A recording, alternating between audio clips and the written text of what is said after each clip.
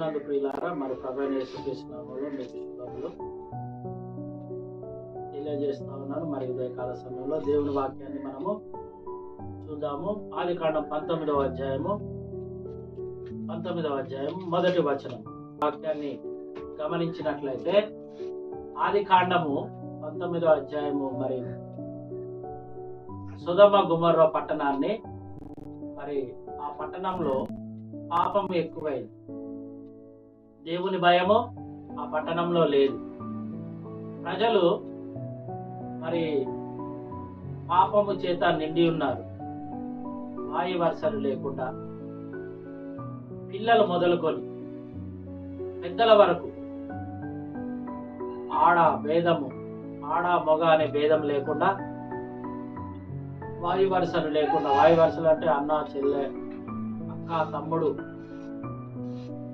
కొడుకు భార్య, ఇట్లా సంబంధం లేకుండా ఆ సొదొమ గొమొర్రా ప్రాంతం అంతా వ్యభిచారంతో నిండిపోయింది, పాపంతో నిండిపోయింది. మరి ఆ సొదొమ గొమొర్రా పట్టణానికి దేవదూతలు మరి వచ్చారట. వచ్చి అక్కడ ఉన్నప్పుడు లోతు వారిని చూసి వారి దగ్గరికి వెళ్ళి సాష్టాంగ నమస్కారం చేసి, ప్రభువులారా, మీరు ఈ సాయంకాలం మా ఇంటికి వచ్చి భోజనం చేసి బస చేయుడని లోతు బతిమలాడుతూ ఉన్నారు. బతిమలాడి వాళ్ళిద్దరిని ఇంటికి తీసుకొని పోయినప్పుడు, వాళ్ళు భోజనం చేసినప్పుడు ఆ పట్టణం వారు ఏం చేస్తా ఉన్నారట, మీ ఇంటికి వచ్చిన వాళ్ళు ఎవరో వాళ్ళని బయటికి తీసుకొని రా, మేము వాళ్ళతోనే కూడాలని అంటా ఉన్నారు. అంటే వాళ్ళ యొక్క కన్నులు, వాళ్ళ యొక్క మనస్సు మొత్తం ఖరాబ్ అయిపోయింది, చెడిపోయిన మనస్సు. ఎవరితోని పడితే వాళ్ళు వ్యభిచారం చేయాలనే ఒక తలంపుతోని వాళ్ళు నిండి ఉన్నారు. వాళ్ళకి తెలియదు వచ్చిన వాళ్ళు దేవదూతలు, దేవుడు అని. వాళ్ళతో కూడా వ్యభిచారం చేయాలి, వాళ్ళని తీసుకొని రా అని అంటా ఉంటే లోతు అంటా ఉన్నాడు, అయ్యలారా, నాకు 2 కుమార్తెలు ఉన్నారు, కాకపోతే వాళ్ళని మీకు ఇస్తాను, కానీ ఇంత పాతకము కట్టుకోవద్దు అని వాళ్ళతో చెప్తా ఉన్నాడు. కానీ వాళ్ళు వినటం లేదు. వాళ్ళు ఏం చేస్తా ఉన్నారంటే వాళ్ళనే తీసుకొని రా అని మరి వాళ్ళు గోలు పెడతా ఉన్నారు, గోల చేస్తా ఉన్నారు. తలుపులు వేసుంటే గోల చేస్తా ఉన్నారు. ప్రియులారా, మరి ఈ లోకంలో కూడా కొన్ని ప్రాంతాలు, కొన్ని గ్రామాలు, కొన్ని పట్టణాలు, కొన్ని పనులకు అవి బానిసలై ఉన్నాయి. ఆ ప్రాంతాలలో సాతానుతో ప్రజలు కూడిపోయి ఉన్నారు. ఆ ప్రాంతాలలో సాతాను యొక్క ప్రభావం ఎక్కువ ఉంటది. కొన్ని ప్రాంతాలలో మనం చూస్తే ఆ ప్రాంతాలలో మూఢాచారం, చెప్పిన మాట వినదు.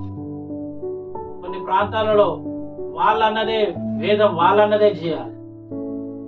కొన్ని ప్రాంతాలలో అనేకమైన కొన్ని దుర అలవాట్లు ఉంటా ఉంటాయి.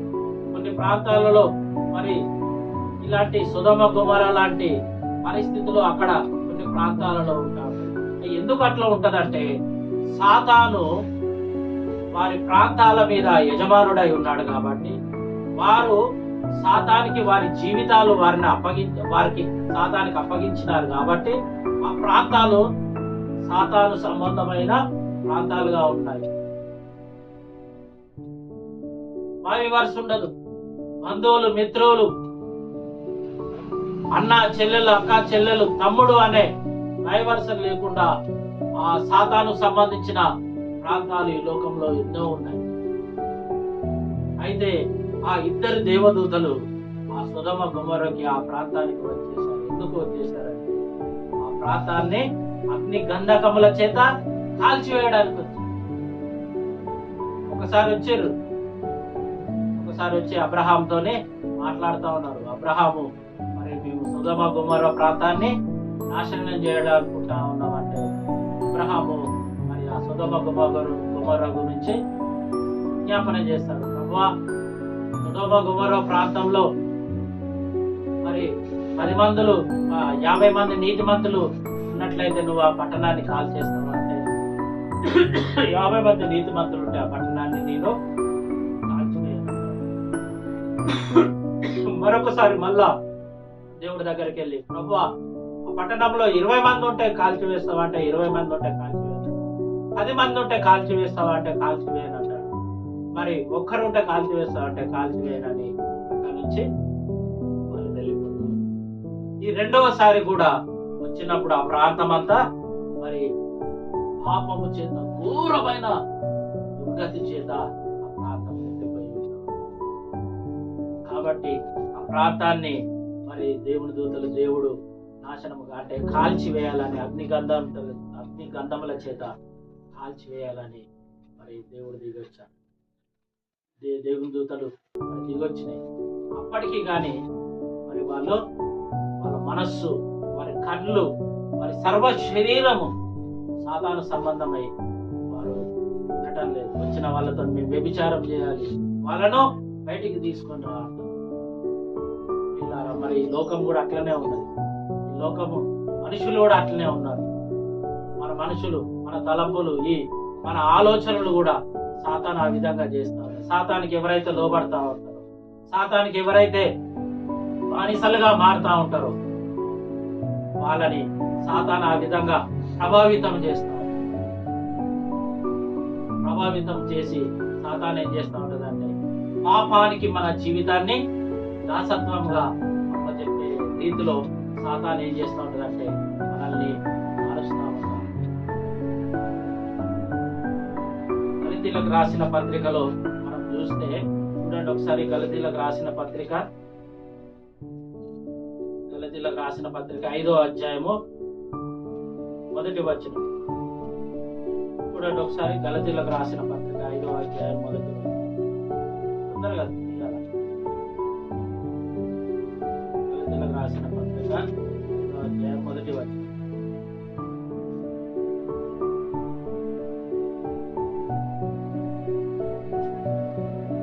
ఈ స్వాతంత్రమును అనుగ్రహించి క్రీస్తు మనలను స్వతంత్రులుగా చేసి ఉన్నాడు. కాబట్టి మీరు స్థిరముగా నిలిచి మరలా దాస్యమను కాడి కింద చిక్కుకొనకూడదు.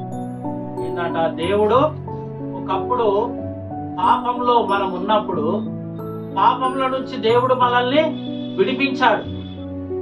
పాపంలో నుంచి మనల్ని విడిపించినప్పుడు మనం స్వతంత్రులమైన, అయితే మళ్ళా పాపంలో మనము నిలిచి ఉండదు. ఎందుకు నిలిచి ఉండదు? దేవుని ఉగ్రత మన పైన దిగి వస్తుంది కాబట్టి. సొదొమ గొమొర్రా ప్రాంతము మరి దేవుని ఉగ్రతకు మరి అది అవకాశం ఇస్తా ఉంది. లోతు అక్కడ ఉన్నాడు కానీ లోతు మరి ఆ ప్రాంతాన్ని బట్టి ప్రార్థన చేయలేదు. దేవా, ఈ ప్రజలను మీరు రక్షించని మరి దేవునికి మొరపెట్టలేదు, విజ్ఞాపన చేయలేదు. అబ్రహాం అయితే విజ్ఞాపన చేశాడు. మరి లోతు గురించిన వాక్యం ఏం చెప్తా ఉన్నదంటే, లోతు అక్కడ ఆ సొదొమ గొమొర్రా ప్రాంతంలో ఉన్నాడు కానీ వారితో పాపములతో పాలివాడయ్య ఉండకుండా దినదినము తన మనస్సును నొప్పించుకుంటూ వచ్చినట. ఆ సొదొమ గొమొర్రా ప్రాంతాల్లో ఉన్న వారితోని లోతు కలిసిపోకుండా, వారితోని పాపం చేయకుండా, వారు ఎట్లా ప్రవర్తిస్తున్నారో వాళ్ళ ప్రవర్తనతో ఆయన కలిసిపోకుండా మరి దేవుని భయం ఆయనకు ఉన్నది కాబట్టి ఏం చేస్తా ఉన్నాడు, దినదినం తన మనస్సును ఒప్పించుకొనుచు మరి పాపానికి దూరంగా ఉన్నాడు కానీ అక్కడి నుంచి ఆ ప్రాంతాల నుంచి బయటికి రాలేదు. ఈ లోకంలో మనం దేవుని బిడ్డలుగా ఉన్నప్పుడు పాపం మనల్ని ప్రభుత్వం చేయడానికి, మన మీద ప్రభుత్వం చేయడానికి మరి చూస్తూ ఉంటాడు సాతాను. మరి సాతానికి మనము అవకాశం ఇవ్వదు. సాతానికి మనం అవకాశం ఇచ్చినట్లయితే మరణము మన మీద వెళ్తా ఉంటుంది. పాపం వలన వచ్చే జీతం ఏంటిది? మరణం. పాపం ఎప్పుడైతే మనం చేశామో మరణము మనల్ని వెళ్తా ఉంటది. ప్రియులారా, అక్కడ గమనించినట్లయితే మరి దేవుడు మరి లోతును తన కుటుంబాన్ని కాపాడడానికి ఆ దినాన రాత్రి అక్కడికి వచ్చాడు.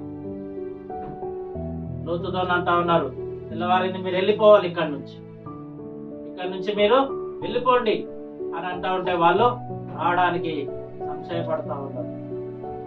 లోతు ఆ ఇద్దరు కూతుర్లు, ఇద్దరు అల్లుళ్ళు, తన భార్య అక్కడి నుంచి ఆ ఇంట్లో నుంచి రావటం లేదు. సొదొమ గొమొర్రా ప్రాంతము లోకానికి సూచనగా ఉంది. దేవుడు మరి పాపము నుంచి విడిపించాలని చూస్తా ఉన్నాడు, కానీ ప్రజలు పాపంలోనే ఉండాలని కోరుతా ఉన్నాడు. లోకం యొక్క పద్ధతులు, లోకం యొక్క అలవాట్లు, లోకం యొక్క రుచులు, లోకం యొక్క పోకడ, లోకం యొక్క మరి సమస్తముని నేర్చుకొని లోకాన్ని విడిచిపెట్టి బయటికి రాలేక ఉంటా ఉన్నాడు. దేవుడు మాట్లాడుతూ ఉన్నాడు మనతో. మనం దేవుని బిడ్డలు. లోకము ఏదైతే చేస్తా ఉన్నదో మనము చేయకూడదు. లోకం ఎట్లయితే ప్రవర్తిస్తా ఉన్నదో మనం ప్రవర్తించకూడదు. చాలా మందిని మనం చూస్తే మరి పిల్లగాళ్ళు వాళ్ళ జుట్లు కట్ చేసుకుంటా ఉన్నారు. హెయిర్ కట్టింగ్, డ్రెస్సెస్, ప్రవర్తన దేవునికి ఇష్టం లేని విధంగా మరి ఈ లోకము నడుస్తా ఉన్నది. కాబట్టి దేవుని ఉగ్రత మన మీద కూడా దిగి వస్తా ఉంది. లోకము అనుసరించినట్లుగా మనము లోకముని మన హృదయంలో మనం ఉంచుకోవాలి. వాళ్ళు అంటా ఉన్నారు, వెళ్ళిపోండి, దేవుని యొక్క ఉగ్రత మరి దిగొస్తా ఉన్నది కాబట్టి ఇంట్లో నుంచి వెళ్ళిపోమంటా అంటే వాళ్ళు రావటం లేదు, వాళ్ళు బయటికి వెళ్ళటం లేదు. మరి చూడండి ఒకసారి వాక్యాన్ని మనం గమనిద్దాం. 19వ అధ్యాయం, ఆదికాండం 19వ అధ్యాయం మనం చూసినట్లయితే, ఆదికాండం 19వ అధ్యాయం మనం చూసినట్లయితే 14వ వచనంలో చూడండి ఒకసారి. అప్పుడు అతని మీద యెహోవా కనికర పడుట వలన ఆ మనుషులు అతని భార్య చేతిని, అతని ఇద్దరు కుమార్తెల చేతులను పట్టుకొని వెలుపలకు తీసుకొని వచ్చి ఆ ఊరి బయట ఉంచిరి. వాళ్ళు బయటికి వెళ్ళటం లేదు, రావటం లేదు, కడుగు చేస్తా ఉన్నారట. దేవదూతలు వాళ్ళని వెళ్ళండి అంటా ఉంటే బయటికి రావటం లేదు. కాబట్టి యెహోవా కనికరపడి ఏం చేశాడట, వాళ్ళని 2 చేతులు పట్టుకొని వాళ్ళని బయటికి తీసుకెళ్ళి. కొన్నిసార్లు మరి దేవుని బిడ్డలంగా మనం కొన్ని పరిస్థితులు అట్లున్నప్పుడు దేవుడు మన జీవితంలో కలగజేసుకుంటాడు. మనం కష్టాలలో, మనం కన్నీళ్లలో ఉన్నప్పుడు దేవుడు మనల్ని ఏం చేస్తా ఉంటాడు, మనల్ని తప్పిస్తా ఉంటాడు. వాక్యం ఏం సెలవిస్తుంది, యెహోవా యందు భయభక్తులు గల వారి చుట్టూ ఆయన దేవదూతలు కావలి ఉంటారు. ఆయన యందు భయభక్తులు కలిగి ఎవరైతే ఉంటారో ఆయన దూతలు మన చుట్టూ కావలి ఉంటారు.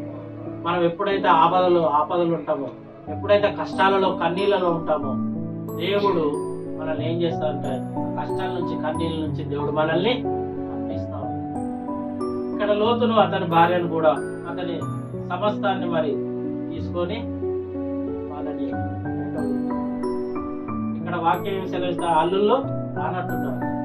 అతని భార్య, ఇద్దరు కుమార్తెలు దేవుడు తీసుకుంటే తర్వాత దేవుడు అగ్ని గంధకముల చేత మరి ఏం చేస్తాడంటే ఆ సొదొమ గొమొర్రా ప్రాంతాన్ని మరి కాల్చివేయడం. ఇలా మనము దేవుని బిడ్డలంగా ఈ లోకంలో మనం ఉన్నప్పుడు మరి దేవుని బిడ్డలంగానే మన ప్రవర్తన ఉండాలి. లోకము వైపు చూడదు.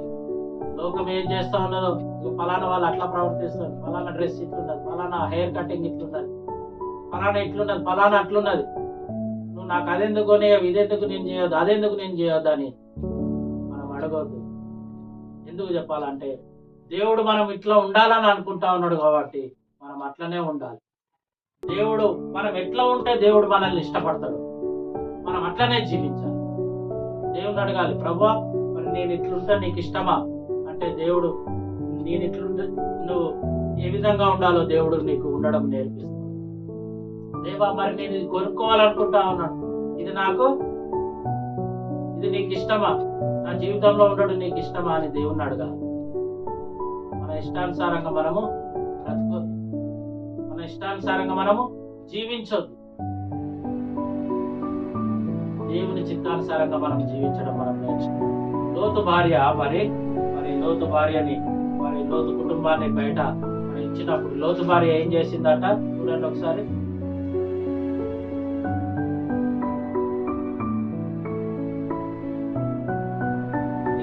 వచనం చూడండి. అయితే లోతు భార్య అతని వెనుక నుండి తిరిగి చూచి స్తంభమాయెను. దేవుడు అన్నాడు, ఏమన్నాడంటే, ఇది అగ్నిగంధకముల చేత నేను కాల్చివేస్తా ఉన్నాను, మీరు వెనక్కి తిరిగి చూడకుండా పరిగెత్తాలంటే లోతు భార్య ఏం చేసిందంట, వెనుకకి తిరిగి చూసింది. వెనుకకి తిరిగి చూసినప్పుడు ఉప్పు స్తంభంగా అయిపోయింది. అక్కడనే వెంటనే ఉప్పు స్తంభంగా మారింది. ఇలా దేవుని మాటను మనం వినాలి. దేవుని మాట మనం వినకపోతే మన జీవితంలో దేవుని ఆశీర్వాదాలను మనం చూడలేము. దేవుడు యొక్క ఆశీర్వాదాలను మనము మన జీవితంలో మనం పొందుకోవాలంటే దేవుని మాట మనం వినడం మనం నేర్చుకోవాలి. దేవునికి మనము లోబడి ఉండాలి.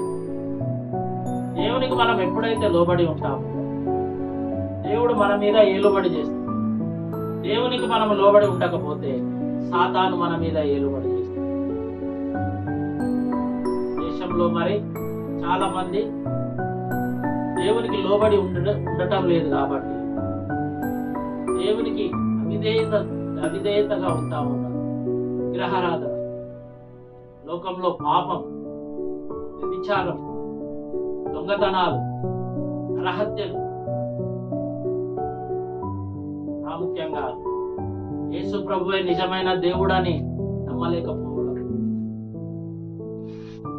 ఇదంతా దేని వలనంటే సాతాను యొక్క ప్రభావం ఈ లోకంలో ఎంతో ఉంది. సాతాను ఏం చేస్తా ఉన్నాడు, మనం సువార్త ప్రకటించినప్పుడు ప్రజలు యేసు ప్రభువే నిజమైన దేవుడు అని నమ్మకుండా సాతాను వారి కన్నులకు గుడ్డితనం కలగజేస్తా ఉన్నాడు. అందుకని వాళ్ళు సువార్త నమ్మటం లేదు. మనం ప్రకటించినప్పుడు, సువార్త ప్రకటించినప్పుడు యేసు ప్రభు నిజమైన దేవుడు అని సువార్తను ప్రకటించినప్పుడు కొంతమంది నమ్ముతా ఉన్నారు, కొంతమంది నమ్మటం లేదు. ఎందుకంటే సాతాను వారిని కబంధ హస్తాలలో, వారికి గుడ్డితనం కలగజేస్తారు. వారికి కబంధ హస్తాలలో ఉంచుతారు. వాళ్ళు కేవలం తినటం, తాగటం, తిరగటం నేర్చుకున్నాడు కాబట్టి ఆ యొక్క అలవాట్ల నుంచి, ఆ దురలవాట్ల నుంచి వాళ్ళు బయటికి రాలేకపోతా ఉన్నారు. కాబట్టి యేసు ప్రభువును నిజమైన దేవుడిగా అంగీకరించారు. కాబట్టి దేవుని యొక్క ఉగ్రత లోకంలో కుమ్మరించబడతాం. శ్రమలు, కరోనా, వ్యాధులు, రోగాలు అన్నీ మరి దేవుణ్ణి తెలుసుకోకపోవడం వలన, దేవునికి అవిధేయత కలిగి పాపం చేయడం వలన లోకంలో ఇంత శాపము ప్రజలు మరి అనుభవిస్తూ ఉన్నారు. దేవుని యొక్క కనికరము మరి దేశంలో రావాలంటే మనం ఏం చేయాలి? దేశం కొరకు మనము ప్రార్థన చేయాలి. దేశం కొరకు మనం ప్రార్థన చేసినప్పుడు దేవుడు తన దూతల్ని పంపించి లోకాన్ని దేవుడు రక్షిస్తాడు. మరి అబ్రహాము మరి సొదొమ గొమొర్రా ప్రాంతం కొరకు మొరపెట్టాడు, ప్రార్థన చేశాడు, ప్రభువా రక్షించు, కాపాడు అని. రక్షించినప్పుడు, ప్రార్థన చేసినప్పుడు వాళ్ళు అప్పుడు ఏం చేయలేదు. కానీ ఇంకా దేవుని దృష్టికి పాపం ఎక్కువైపోయినప్పుడు అబ్రహాం కూడా మరి ప్రార్థన చేయలేదు. దేవుడే కలగజేసుకుని ఇలా మరి అలాంటి పాపం, అలాంటి సహవాసం మన కుటుంబాలలో, పాపము మన కుటుంబాలలో కానీ, మన బంధుమిత్రులలో కానీ, మన స్నేహితులలో కానీ ఇలాంటి స్వభావము, సాతాను స్వభావం గలవారు, ఇలాంటి పాపము గలవారు ఎవరైనా ఉన్నట్లయితే వాళ్ళని మనం ఏం చేయాలంటే ఈ పాపము నుంచి వాళ్ళు బయటపడేటట్లు మనం వారి ఎందుకు వారు ఆ పాపంలో ఉంటే దేవుని ఉగ్రత వారి మీదకి వచ్చి వాళ్ళు మరణానికి పాత్రులైతారు. కాబట్టి సొదొమ గొమొర్రా ప్రాంతము మరి విచ్చలవిడి పాపమును చిన్నవారు మొదలుకోనని వాక్యం సెలవిస్తాను. బాలురు మొదలుకోనని వాక్యం మాట్లాడతాం. చిన్నవాడు మొదలుకొని పెద్దవారి వరకు వాయి వరుసలు లేకుండా మరి పాపం చేస్తారు. ఆ పాపం నుంచి దేవుడు ఏం చేశాడంట? లోతు కుటుంబాన్ని దేవుని వాక్యం సెలవిస్తా ఉన్నాం. దేవుని బిడ్డలుగా మనం ఈ లోకంలో ఉంటా ఉన్నాం. ఎఫెసీయులకు రాసిన పత్రిక 6వ అధ్యాయంలో దేవుడు ఏమంటున్నాడు చూడండి. ఎఫెసీయులకు రాసిన పత్రిక 6వ అధ్యాయం తొందరగా తీయాలి. ఎఫెసీయులకు రాసిన పత్రిక 6వ అధ్యాయము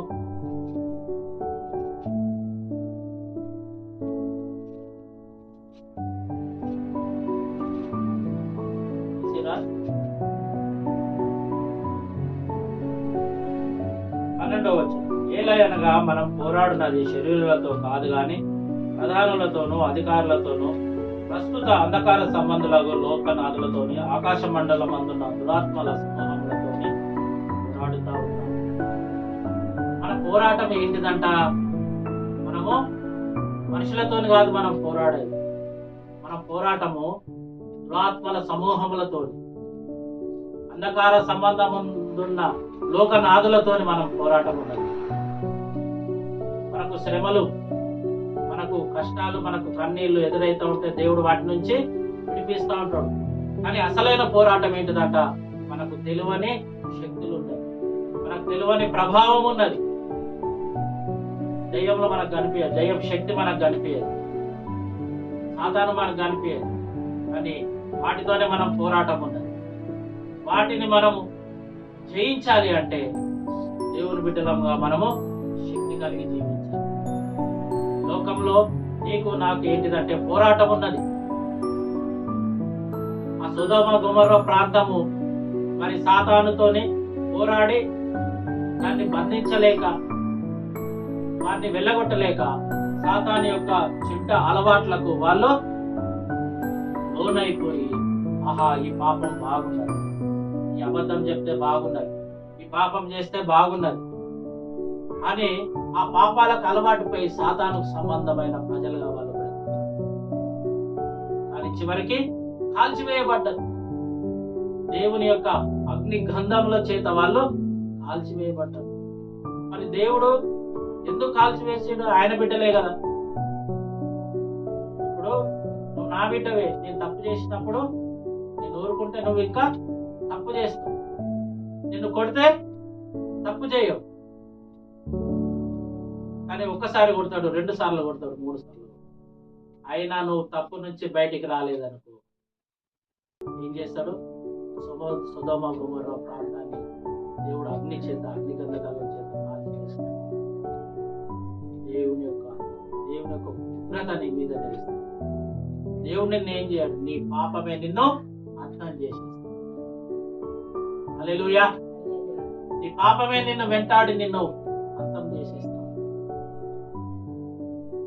మరి ఈ లోకంలో మనతోని పోరాడేవాడు ఎవడంటే సాతాను. సాతాను యొక్క స్వభావము మన లోపల ఎట్లా వస్తుందంటే, సాతాన్ని మన హృదయంలో ఆహ్వానించడం, సాతాన్ని మన హృదయంలో వాని అలవాట్లను, వాని యొక్క క్రియలను మన హృదయంలో మనం ఆహ్వానించినప్పుడు వాడు మన లోపల ఉండి మనతో పోరాటం చేస్తాడు. దేవుని మాటలు వినాలి, దేవుని వాక్యాన్ని చదవాలి. ఎందుకు మనకు కొట్లాటలు వస్తాయంటే, మనం ఎందుకు ఎదురు తిరుగుతామంటే, దేవునికి మనము లోబడి ఉన్నాం కాబట్టి మనం ఎదురు తిరుగుతాం. ఎదురు తిరిగినప్పుడు అప్పుడు సాతాన్ని నవ్వుతా ఉంటాడు, ఆహా ఇప్పుడు నా బిడ్డే, ఇప్పుడు నా కూతురే అని నీ లోపలికి వచ్చి ఇంకా వాడు నిన్ను తీసుకెళ్తాడు. నీకు తల్లిదండ్రులకు ఎదురు మాట్లాడేటట్టుగా, భర్తకి ఎదురు మాట్లాడేటట్టుగా, నీ బంధువులకు ఎదురు మాట్లాడేటట్టుగా వాడు ఇంకా నీ లోపల ఉండి నిన్ను ఏం చేస్తా ఉంటాడంటే ఇంకా నిన్ను రెచ్చగొడతాడు. కాబట్టి మనం ఏం చేయాలంటే దేవుని యొక్క స్వభావాన్ని మనం ధరించుకోవాలి. దేవుని స్వభావం ఏంటిదంటే సాతానికి వ్యతిరేకమైన స్వభావం. సాతాను పాపం చేయాలని చూస్తాడు, కానీ దేవుడు పాపము నుంచి మారిపోవాలని చూస్తాడు. దేవుడు పరిశుద్ధుడు కాబట్టి మనం కూడా పరిశుద్ధమైన జీవితాన్ని మనకు పోరాటం ముందటున్నది. మనం పోరాడవలసినది మనుషులతోని కాదు, వాళ్ళ హృదయంలో ఉన్న సాతాను సంబంధమైన వాటితోని మనం పోరాడాలి.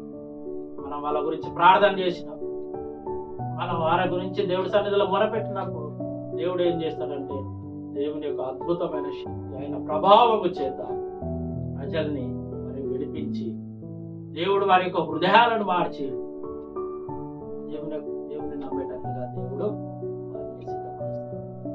కాబట్టి నిన్ను నన్ను దేవుడు ఎందుకు ఏర్పరచుకున్నాడు ఈ లోకంలో? దేవుడు నిన్ను నన్ను ఎందుకు ఉంచిండు లోకంలో అంటే లోకం కొరకు ప్రార్థన చేయాలి.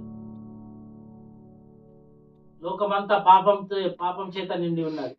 లోకమంతా మరి దుర్మార్గత చేత నిండి ఉన్నది. లోకమంతా వ్యభిచారము చేత, దొంగతనాల చేత, నరహత్యల చేత.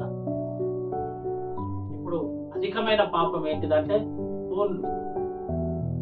ఈ ఫోన్ల ద్వారా దేవునికి మరి సమయం ఇవ్వటం లేదు, ప్రార్థనకి సమయం ఇవ్వటం లేదు. 24 గంటలు ఫోన్లో పట్టుకుంటా ఉన్నాం. దేవుడు మరి మనుషునికి జ్ఞానం ఇచ్చి ఈ ఫోన్లను దేవుడు మరి మనకు అందించినాడు. దాన్ని బట్టి దేవునికి స్తోత్రం చెల్లించాలి. కానీ ఫోన్ల ద్వారా అనేకమైన పాపాలు జరుగుతాయి, కంప్యూటర్ల ద్వారా అనేకమైన పాపాలు జరుగుతాయి. ఫోను మనిషి యొక్క సమయాన్ని, దేవుని యొక్క సమయాన్ని తినేస్తూ మరి ఫోన్ల ద్వారా అనేకమైన పాపాలు జరగడం వలన దేవుని ఉగ్రత ఇంకా మనుషుల మీద వస్తుంది. ఈ సెల్ ఫోన్ ని మనము మన దగ్గర నుంచి దేవుడు తీసేయాలనుకో.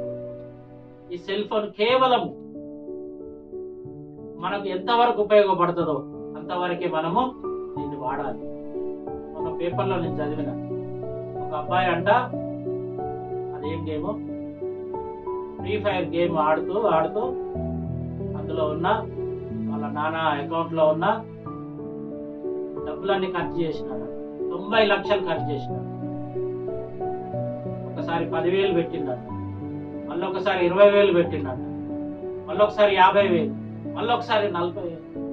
ఇట్లా లక్ష వాళ్ళు ఇల్లు కొనుక్కుందామన్న పైసలన్నీ మరి వారు ఇల్లు కొనుక్కున్నారు. అవన్నీ చూస్తే వాళ్ళు వెళ్ళి బ్యాంక్ అకౌంట్ చూస్తే ఇలా ఎంత దారుణమైన పరిస్థితి. సాతాను మరి అత్యాధునికమైన టెక్నిక్ ఉపయోగిస్తారు. వైరస్ మన అకౌంట్, ఫేక్ అకౌంట్ తయారు చేసి మన ఫోటోనే పెట్టి మన స్నేహితుల దగ్గర మనం అడిగినట్లుగా వాళ్ళు డబ్బులు అడుక్కుంటా ఉంటారు. మన పేరు, మన ఫోన్ నెంబర్, మన అకౌంట్ నెంబర్ మనం చెప్పినప్పుడు వాళ్ళు ఏం చేస్తారు, ఇట్లా మేము బ్యాంకు నుంచి ఫోన్ చేస్తూ ఉన్నాము, మీకు మరి ఇట్లా గిఫ్ట్ వచ్చిందండి, మీ అకౌంట్ నెంబరు, మీ ఫోన్ నెంబరు, మీ పాస్వర్డ్ చెప్పండి అని చెప్పి బ్యాంకు నుంచి మన డబ్బులు దొంగిలిస్తాం. ఈ కంప్యూటర్ యుగంలో మరి సాతాను టెక్నికల్ గా మనుషులను దోచుకోవడం, ఫోన్ ద్వారా, సెల్ ఫోన్ ద్వారా, కంప్యూటర్ల ద్వారా అధికమైన పాపం జరుగుతూ ఉంటుంది. ఎందుకు జరుగుతూ ఉంటుందంటే మానవుడు సాతాను యొక్క ప్రభావాలకి లొంగిపోతాడు. వాని బుర్ర పాపంతో నిండిపోయింది. దేవునికి చోటు ఇవ్వటం లేదు. పాపం ద్వారా వచ్చే డబ్బు కాశపడతాడు. ఒక్కసారి పాపం చేస్తే ఎంతో డబ్బు వస్తుంది. ఒక్కసారి పాపం చేస్తే ఎన్నో వేల కోట్లు వస్తాయి. అని దేవుని వాక్యం అంటారు, పాపము ద్వారా వచ్చు జీతము మరణము. మరణానికి పాత్రులుగా చేసుకుంటారు, మరణానికి పాత్రులుగా ఉన్నారు. లోకము గురించి ప్రార్థన చేయాల్సి, మన జీవితాల గురించి మనం కూడా ప్రార్థన చేసుకోవాలి. మనం ప్రార్థన చేసుకోకపోతే సాతాను మన లోపల వారి అలవాట్లను ఉండే అవకాశం. ప్రతిదినం దేవుని వాక్యాన్ని చదువుకోవాలి, దేవుని ప్రార్థన చేసుకోవాలి. రక్షణ లేని ప్రజల కొరకు మనము ప్రార్థన చేయాలి. అందుకే దేవుడు నిన్ను నన్ను లోకంలో ఆయన ఇచ్చినాడు. నీ మీద నా మీద దేవుని యొక్క ప్రణాళిక ఉన్నది. ప్రణాళిక అంటే నశించు ఆత్మల కొరకు నీవు ప్రార్థన చేయాలి. కనికరపడతాడు దేవుడు. మరి పాపుల కొరకు మరి ప్రార్థన చేసినప్పుడు మరి పాపముల నుంచి దేవుడు కనికరపడతా ఉంటాడు. కాబట్టి మనం ఏం చేయాలంటే లోకంలో పాపము నుంచి మనము తప్పించుకోవాలంటే పాపానికి మనము దాసులం. హల్లెలూయా. పాపానికి మనం ఏం చేయాలా? దాసులం కావాలి. మరి దేనికి దాసులం కావాలంటే యేసుకు దాసులం కావాలి. హల్లెలూయా. మనం ఎవరికి దాసులం కావాలా? యేసుకు దాసులం కావాలి. మరి అపొస్తలుల కార్యాలు 19వ అధ్యాయము 11, 12వ వచనం చూడండి. అపొస్తలుల కార్యాలు 19వ అధ్యాయము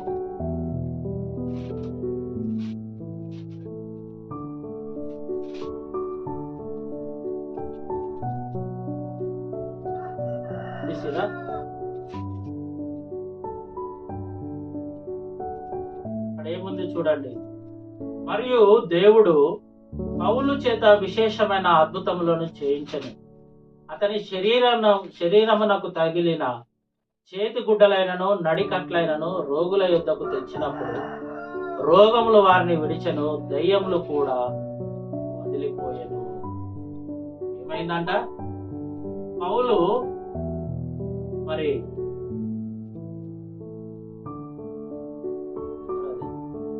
పౌలు చేత దేవుడు విశేషమైన అద్భుతాలు జరిగిస్తా ఉన్నాడు. పౌలు మరి వీధుల వెంట మరి నడుస్తా ఉన్నప్పుడు, పట్టణాల వెంట వస్తా ఉన్నప్పుడు పౌలు యొక్క షర్ట్ను ముట్టుకున్నప్పుడు, పౌలు యొక్క వస్త్రాన్ని ముట్టుకున్నప్పుడు, అతని కర్చీఫ్ను ముట్టుకున్నప్పుడు దయ్యంలో వదిలిపోతా ఉన్నాయి, రోగులు స్వస్థపరచబడతా ఉన్నారు, విశేషమైన అద్భుతాలు జరుగుతా ఉన్నాయి. ఎందుకు అంట? పౌలు పరిశుద్ధాత్మ శక్తి చేత నింపబడి ఉన్నారు. దేవుని బిడ్డలంగా మనము దేవుని యొక్క పరిశుద్ధాత్మ చేత మనము నింపబడి ఉండాలి.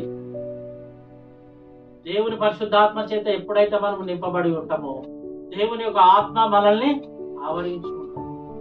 దేవుని యొక్క ఆత్మ చేత మనం ఆవరించబడినప్పుడు మన దగ్గరకు వచ్చిన వాళ్ళు స్వస్థపరచబడతా ఉంటారు. మనం ప్రార్థన చేసినప్పుడు వాళ్ళు స్వస్థపరచబడతా ఉంటారు. మన హృదయంలో దేవునికి తప్ప దేనికి మనము అవకాశం ఇవ్వదు. 1 కొరింథీయులకు రాసిన పత్రిక చూడండి. 1 కొరింథీయులకు రాసిన పత్రిక 3వ అధ్యాయము 1 కొరింథీయులకు రాసిన పత్రిక 3వ అధ్యాయము 16వ వచనం. మీరు దేవుని ఆలయమై ఉన్నారనియు దేవుని ఆత్మ మీలో నివసించుచున్నాడనియు మీరు ఎరగరా? ఎవడైనను దేవుని ఆలయమును పాడు చేసిన ఎడల దేవుడు వానిని పాడు చేయడు. చూడండి, మనం ఏమై ఉన్నామాట? దేవుని ఆలయమై ఉన్నాం. దేవుని ఆత్మ మన లోపల నివసిస్తా ఉన్నది. ఎవడైనను దేవుని ఆలయమును పాడు చేస్తే దేవుడు ఏం చేస్తాడంటే వానిని పాడు చేయను. ఈ హృదయం ఎవరిది? దేవుని ఆలయం. మరి ఈ దేవుని ఆలయంలో ఎవరు ఉండాలా? దేవుడు ఉండాలి. మనుషులు కాదు ఉండేది, లోకం కాదు ఉండేది, పాపము కాదు ఉండేది, దేవుడు మాత్రమే ఉండాలి. ఎప్పుడైతే మన హృదయంలో దేవుడు ఉంటాడు, దేవుడికి మనం మొదటి స్థానం ఎప్పుడైతే ఇస్తామో దేవుని ఆత్మ మన మీద మన పైన అల్లాడుతూ ఉంటుంది. నువ్వు ప్రార్థన చేసినప్పుడు, నువ్వు మనం నడిచినప్పుడు పౌలు లాంటి అద్భుతాలు మన జీవితంలో కూడా మనం చూస్తాం. పౌలు ఒకప్పుడు పౌలు జీవితం ఎట్లుండే? క్రైస్తవులందరినీ హింసించేటోడు. కానీ దేవుడు ఎప్పుడైతే అతన్ని దర్శించినాడో పౌలు జీవితము మారిపోయింది. మరి దేవుడు మన జీవితాలను కూడా పాపము నుంచి ఆయన ఎప్పుడో తప్పించి మనల్ని స్వతంత్రులుగా చేసి ఆయన రక్తం చేత మనల్ని కడిగి ఆయన మనల్ని నీతిమంతులుగా చేసి మనల్ని ఉంచినాడు. మనం తిరిగి మరలా పాపమునకు వెళ్ళిపోవాలి. తిరిగి మనం మరలా లోకంలోకి వెళ్ళిపోవద్దు. ఈ లోకమే పాపం చేత నిండి ఉన్నది. ఈ లోకమే దేవుని ఉగ్రతను మరి కాచుకొని ఉన్నది. లోకాన్ని దేవుని ఉగ్రత నుంచి మరి తప్పించాలంటే ఈ భూమిని మాత్రమే. అందుకొరకే దేవుడు అందుకొరకే దేవుడు నిన్ను ఎన్నుకున్నాడు.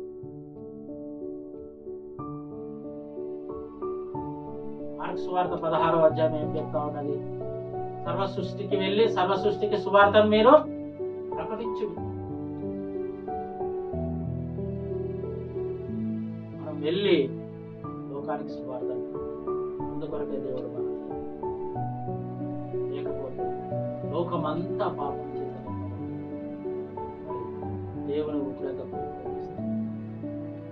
దేవుని యొక్క భయభక్తులు గలవారు మరి దేవుని బిడ్డలు రక్షణ పొందుతారు, కానీ లోకమంతా నశించారు. మరి దేవుని వాక్యం ఏం సెలవిస్తుంది? ఒకడును నశించుట నాకు ఇష్టం లేదంటారు కదా. ఒకడు నశించుట ఆయనకి ఇష్టం లేదు. కాబట్టి లోకము ఈ నశించుకోకుండా ప్రతి ఒక్కరూ మరి రక్షించబడాలని, ఏ ఒక్కరు కూడా దేవుణ్ణి తెలుసుకోకుండా నరకానికి పాత్రలుగా ఉండొద్దని మనం అనుదినం లోకంలో అందరు నీతిమంతులైన అనుకో పాపమే ఉండదు. హల్లెలూయా. అందరు పరిశుద్ధులైన అనుకో పాపం ఉండదు. ఇక పాపం ఎక్కడి నుంచి వస్తుంది? ఎక్కడి నుంచి రాదు. సాతానికి అవకాశమే ఉండదు. కానీ ఈ లోకము ఇప్పుడు సాతానికి అవకాశం ఇస్తాం కాబట్టి దేవుని ఉగ్రత లోకం పైన భరించబడతా ఉంది. ప్రజలు దేవుని ఉగ్రతకు చోటు ఇస్తా ఉన్నారు, కానీ దేవుని ప్రేమకు చోటు ఇవ్వటం లేదు. దేవుని అద్భుతాలకు చోటు ఇవ్వటం లేదు. దేవుని ఆశీర్వాదాలకు ప్రజలకు చోటు ఇవ్వటం లేదు. ప్రజలతో పాటు మనం కూడా కలిసిపోతాం. లోకమునకు వేరై మనం ఉండాలి. లోకంలో ఉన్నదంతా ఏంటి? నేత్రాశ, శరీరాశ, జీవపు డబ్బు. లోకము దాని ఆశయు గతించిపోతా ఉన్నది. ఈ లోకం ఉంటుందా? ఉండదు. ఒకప్పుడు యేసుప్రభు వచ్చినప్పుడు ఈ లోకం ఉంటుందా? ఉండదు. నశించిపోతుంది అంతా. మనం సంపాదించినవంతా ఏమున్నది? మనం అందరం దేవుని దగ్గరికి వెళ్ళిపోతాం అని సాతాను మనకు ఆశ పుట్టిస్తా ఉంది. వాళ్ళ ఇంటికి పోయినప్పుడు వీళ్ళింటికి పోయి మీకు ఇది లేదా అది లేదా సాతాను మాట్లాడుతూ ఉంటారు. మనుషులు మాట్లాడినా సరే, కానీ సాతాను మన మీద దాడి చేస్తా ఉంటారు. అట్లన్నది ఏం లేదా, బంధువుల ద్వారా మాట్లాడతాడు, స్నేహితుల ద్వారా మాట్లాడతాడు.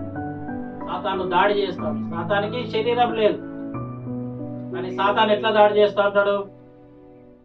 నువ్వు ఒకవేళ సాతాను సంబంధం అయితే, సాతానికి నువ్వు అవకాశం ఇచ్చినట్లయితే అది నీ లోపల దూరి నాతో మాట్లాడుతూ ఉంటుంది.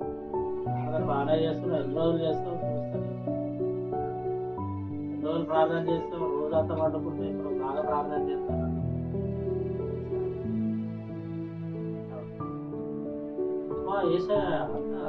అంత గొప్ప మనం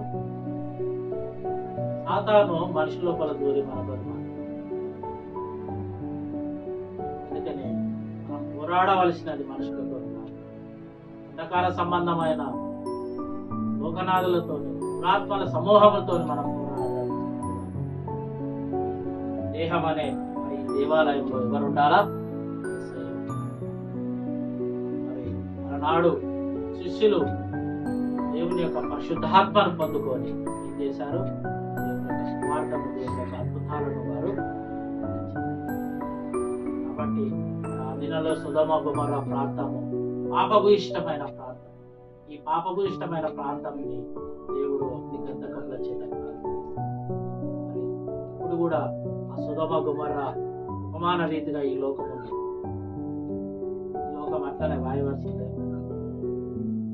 విచారం చేత, చీకటి చేత, మంత్రశక్తుల చేత, దయ్యపు శక్తుల చేత సమస్తం నిండిపోయింది. ఎక్కడ చూడు రోగాలు, హాస్పిటల్లో బెడ్లలో ఎక్కడ పడితే అక్కడ రోగాల చేత నింపబడి ఉంటారు. చీకటి మంత్రశక్తుల ప్రభావాల చేత, గుళ్ళకు, గోపురాలకు ఎక్కడ పడితే అక్కడ. ఎందుకంటే నిజమైన దేవుణ్ణి వాళ్ళు నమ్మటం లేదు కాబట్టి అంతా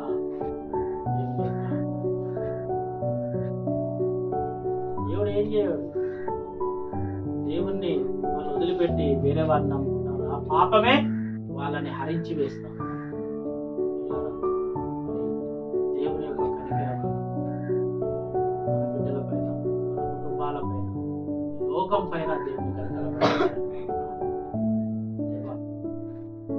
మా కుటుంబాలు ఇలాంటి పాపాలలో ఎవరైతే నేను నమ్ముకోలేని వారు ఉంటే వారిని రక్షించు, లోకాన్ని రక్షించు ప్రభు. దేవా, అలాంటి ప్రార్థన యోధుడిగా మమ్మల్ని తయారు చేయండి. శిష్యులని మరి దేవుడు సిద్ధపరిచినాడు సేవ చేయడానికి.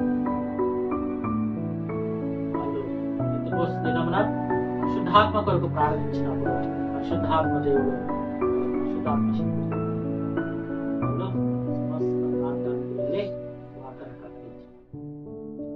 కాబట్టి మన జీవితంలో కూడా మరి సువార్తను ప్రకటిస్తూ మన మీద దాడి చేస్తున్న సాతాను యొక్క ప్రభావాన్ని, వాడి మంత్రాలను, వాడి తంత్రాలను అన్నింటినీ మనం బంధిస్తూ ముందుకు వెళ్ళాలంటే దేవుని యొక్క పరిశుద్ధాత్మాభిషేక తైలం చేత మనం దేవుని వాక్యాన్ని అనుదినం మనం తీసుకోవాలి. మనమే బలహీనులమైతే, మనమే ప్రార్థన లేని వారమైతే, మనమే శక్తిహీనులమైతే వారిని మనం దేవుని దగ్గరికి తీసుకోవాలి. సాతానే మనకు మన మీద దాడి చేసి మనల్ని లొంగపరిచి నరకానికి పాత్రుడుగా చేస్తాడు. పాపంలో నువ్వు చచ్చిపోయినావు అనుకో, పాపం చేస్తూ నువ్వు చచ్చిపోయినావు అనుకో, నువ్వు ఎక్కడికి పోతావు? నరకానికి వెళ్ళిపో. దేవుడి దగ్గర ఇవ్వమ్మ. పాపం చేయకుండా, దేవుని పాపంలో పడిపోకుండా దేవుని కొరకు మనం జీవించినట్టు పరలోక రాజ్యాన్ని. హల్లెలూయా. కాబట్టి లోకంలో సాతాను యొక్క వాని యొక్క కార్యాలను మనం బంధించాలి, వాని యొక్క క్రియలను మనం బంధించాలి. ఎక్కడెక్కడైతే పాపం జరుగుతున్నదో అక్కడ ఆ పాపం జరగకుండా దేవుడి సన్నిధిలో మనం అనుదినం మొరపెట్టాలి.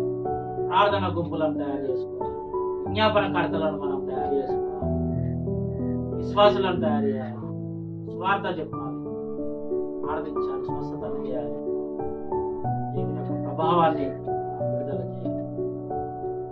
అందుకొరకే దేవుడు లోకంలో నిన్ను నియమించుకున్నాడు, నిన్ను ఏర్పరచుకున్నాడు. లోకంలో ఉట్టిగా పుట్టలేదు. దేవుని యొక్క చిత్తము, దేవుని యొక్క ఏర్పాటు నీ మీద ఉన్నది కాబట్టి నువ్వు పాపానికి దాసుడవు కావు. దేవుడు నిన్ను ఏర్పరచుకున్నాడు, నన్ను ఏర్పరచుకున్నాడు, అందరిని ఏర్పరచుకున్నాడు. కాబట్టి దేవుని బిడ్డలు సాతాను ప్రభావానికి మరి లోనవ్వకుండా, పాపంలో పడిపోయి నరకానికి పాత్రులుగా కాకుండా లోకాన్ని మరి దేవుడు రక్షించులాగున దేవుని కనికరం ఈ లోకానికి లోకంలో ఉండునట్లు మనము కూడా సాతాను స్వభావానికి, సాతాను లోను కాకుండానట్లు దేవుని పరిశుద్ధాత్మ శక్తి అనేకులను రక్షించులాగున ప్రార్థన చేస్తాం. అందరం కళ్ళు మూసుకొని ప్రార్థన చేస్తాం. హల్లెలూయా, హల్లెలూయా, హల్లెలూయా.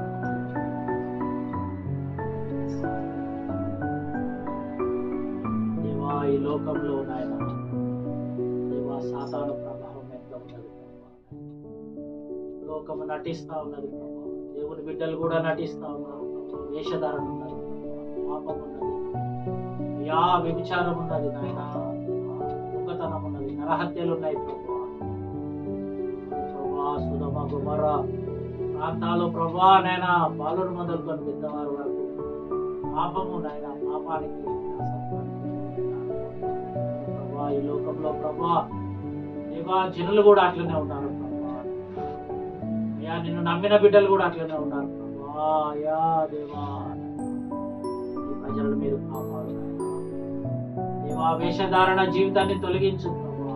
నిజమైన యథార్థమైన అయ్యా భక్తి జీవితాన్ని దయచేయు ప్రభా. అవును ప్రభా.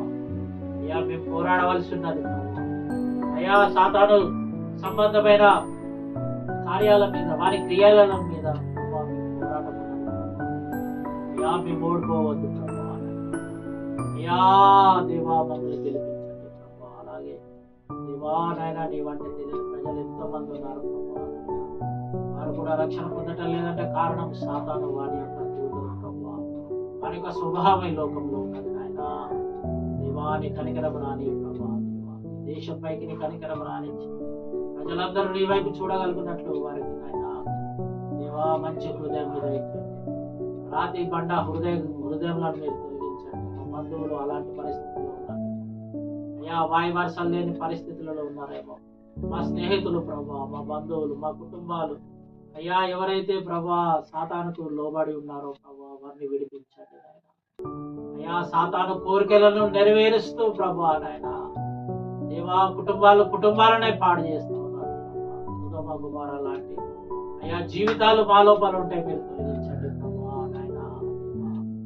అయ్యా దేవా నాయన, ఈ ఉదయకాల సమయంలో పరిశుద్ధాత్మ దేవా అయ్యా నాయన, ఈ లోకం నుంచి నీ ప్రజలను రక్షించడానికి అయ్యా మమ్మల్ని ఏర్పరచుకున్నామని నీ వాక్యం సెలవిస్తుంది. మా హృదయం నీ ఆలయం ప్రభా. ఈ ఆలయంలో మీరుండండి పరిశుద్ధాత్మ దేవా, మీరుండండి. అవును ప్రభా, నీ పరిశుద్ధాత్మ బలం పొందుకొని ఈ లోకాన్ని ప్రభా, లోకంలో ఉన్న సాతాను బంధకాలను బంధిస్తూ నాయన అనేకులను ఈ రాజ్యంలోకి నడిపించగలుగుతున్నట్టు మమ్మల్ని పరిశుద్ధాత్మ అభిషేకం చేత